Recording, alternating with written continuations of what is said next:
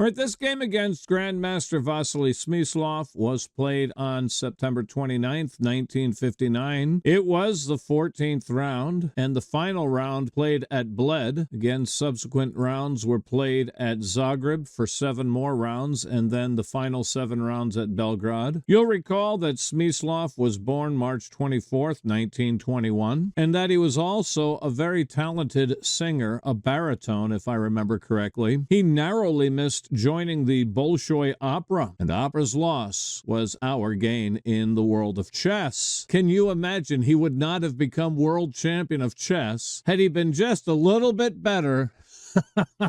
Well, he was Moscow champion in 42. He beat Botvinnik the first time at the Moscow Championship of 43. He was Moscow champion of 44 and 45. He shared first place with Bronstein at the 49 Soviet Championship. He won the Chigorin Memorial in 1951. And after his success at Zurich in 1953, he challenged for the World Championship in 1954. That match was tied. And in those days, if you had a tied world championship match, they didn't decide it on blitz. The defending champion simply retained his title. Oh, it's pronounced Bled. I've been pronouncing it Bled. Makes sense. Pronounced Bled. Thank you for that correction, chess dude guy. Yes, Bled in Slovenia. Give us the rundown on the other 2 cities, Bled-Zagreb and Belgrade. Anyway, I got interrupted about Smyslov, who did become world champion. I started to say he tied the World Championship match of 1954, but in those days, if the match was tied, the world champion retained his title. They didn't have a playoff. That's the way it should be, in my opinion. He became Soviet champion in 55. He won the candidates tournament at Amsterdam in 1956. He won the Alyekin Memorial Tournament in 56 as well, and he became the 7th world champion in 1957, defeating Mikhail Botvinnik.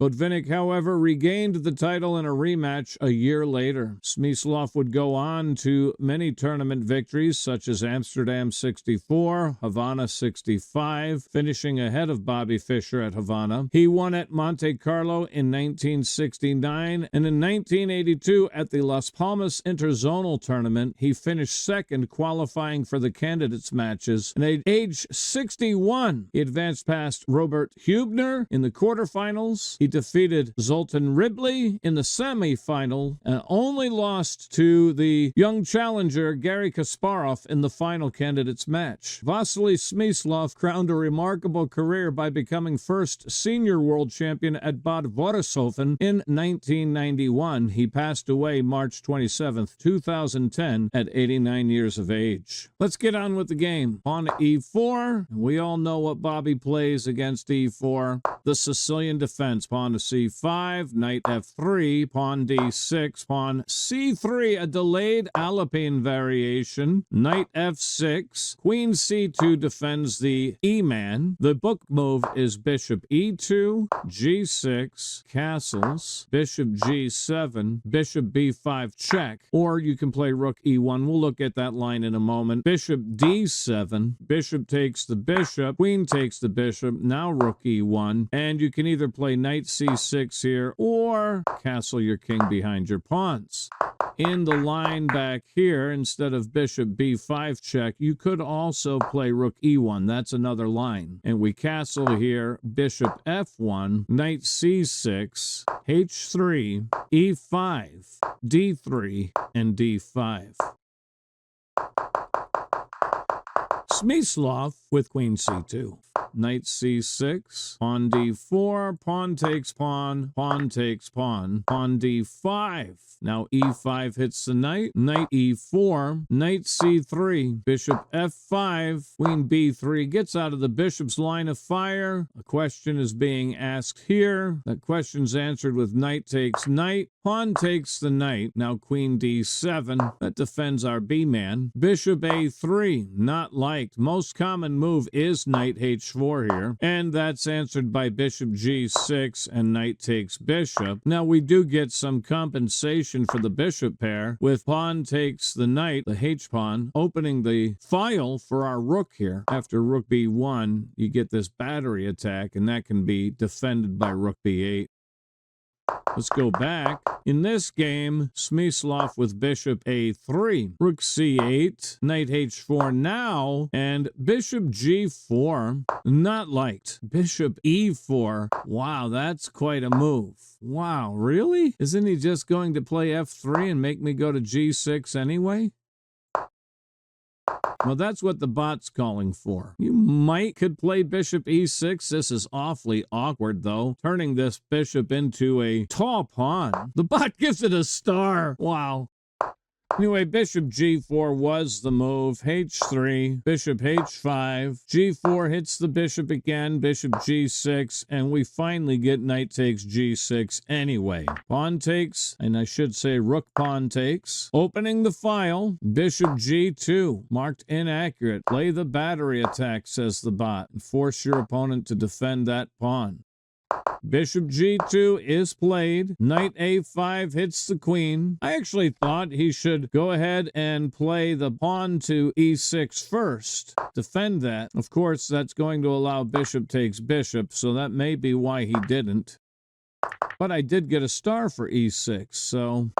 Knight a5 was played, and sure enough, queen takes the pawn. Queen takes the queen, the bishop takes the queen. Now e6 hits the bishop. The queen's bishop takes the bishop here. Rook takes the bishop, and this bishop retreats to the refuge of g2. Well, king d2 isn't going to be played in a timely fashion, so that pawn is hanging. Rook takes the c-man. King d2 comes anyway. Rook a3. King's rook to c1, grabbing that open file. And f6, I didn't like this move, and neither does the bot. Of course, king d7 is the move. Look, the idea is to play rook c8 or rook c7. You can stop both moves with king d7.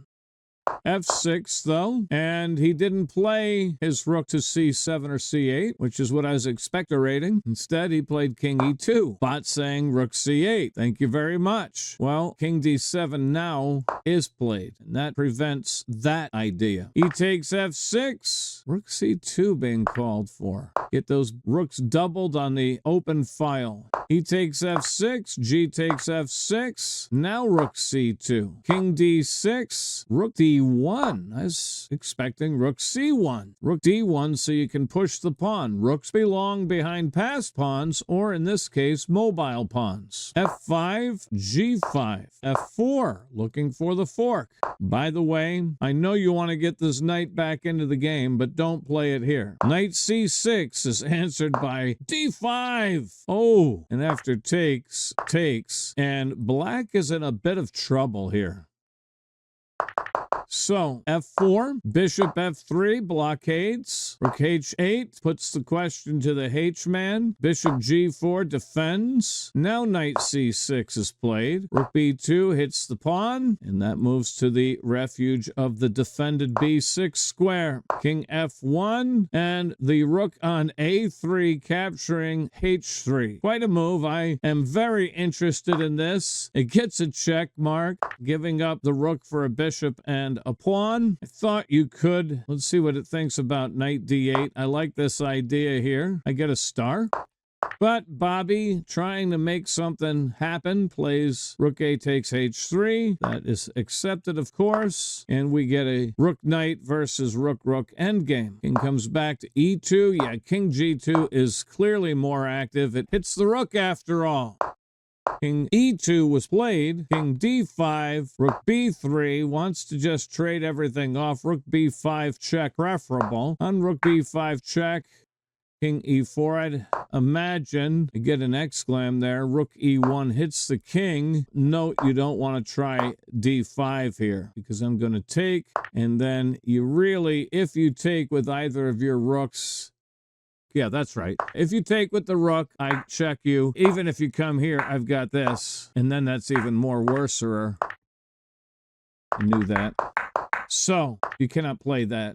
But after king e4, rook e1, I could play rook e3, come behind this pawn, and after check, just bring my king to f3. It's interesting. That's an interesting position. That's marked dead equal from the eval bar. He could force the rook trade here by pinning the rook to the king. I get this pawn, though. This is marked dead equal from the eval bar. Let's go back.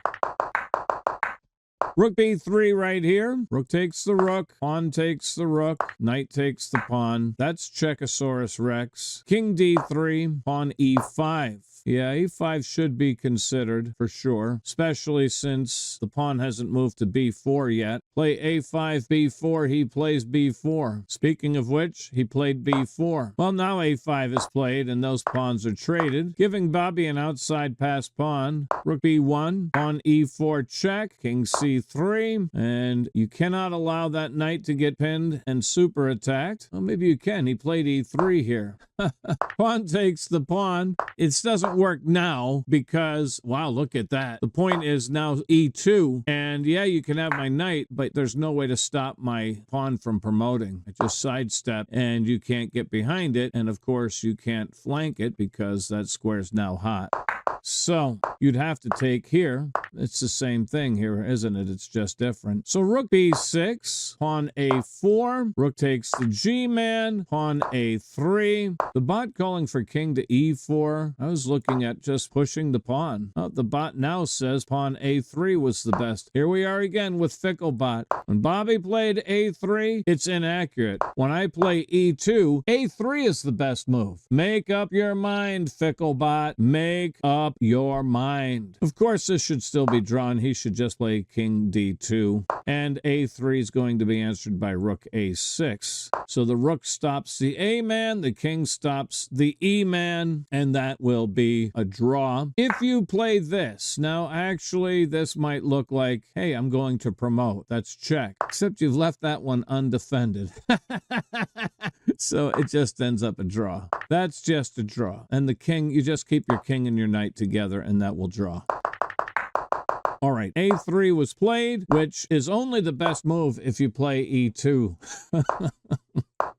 a3 is played, rook a6, it's the same thing, it's just different. g6 wanting to be played here. I was actually expectorating king d3. I get a star for that. Rook a6 was played, knight b3, quite cute, right? You can't take that. This is just Bobby being cute, you know. Hey, do you want a free knight? Taking the knight would be an excellent move if you want to lose the game.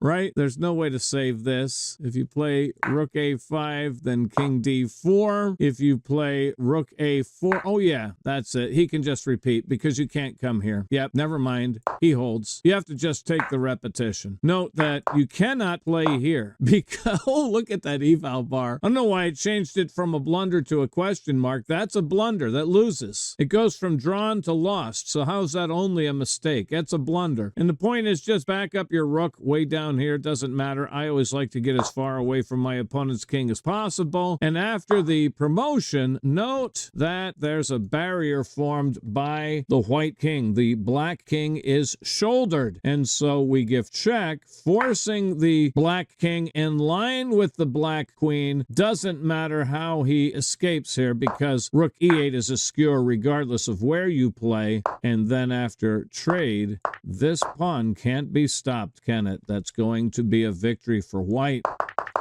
So there was a save after all. So I thought this was cute, but it's not as cute as I thought it was. All right, rook takes the pawn was played here. Now e2, rook a1. Double exclam for world champion Vasily Smyslov, and they agreed to a draw on the spot. So let's take a look. The point is after knight takes the rook, king d2 can now be played, and that will be insufficient material. You've got a knight, and my pawn, okay, I don't even need to bring my knight back into the game, frankly, because as soon as you push this pawn, I'm just going to keep up with it. Doesn't matter if I have a knight or not. He can't stop me from capturing the pawn. As long as my king comes over and gobbles up that pawn, the game is a draw. And, of course, I can't win with a lone knight, so trying to save my knight doesn't really matter, right? I can bring my knight over here, or I can bring it over down here. Doesn't matter because even though I can win the pawn, I can't win the game. Insufficient material. So that was a nice final move from Smyslov, getting a double exclam. And the numbers are there. Ooh, Smyslov really high. 97.0 accuracy for Vasily Smyslov. 96.3 accuracy for Bobby Fischer. 2,900 single game rating for Smyslov. 2,800 for Bobby Fischer. Really strong chess in this draw. Nice draw. And that's all I have for you tonight. Until next time, have a great day and play some great chess. Bye now.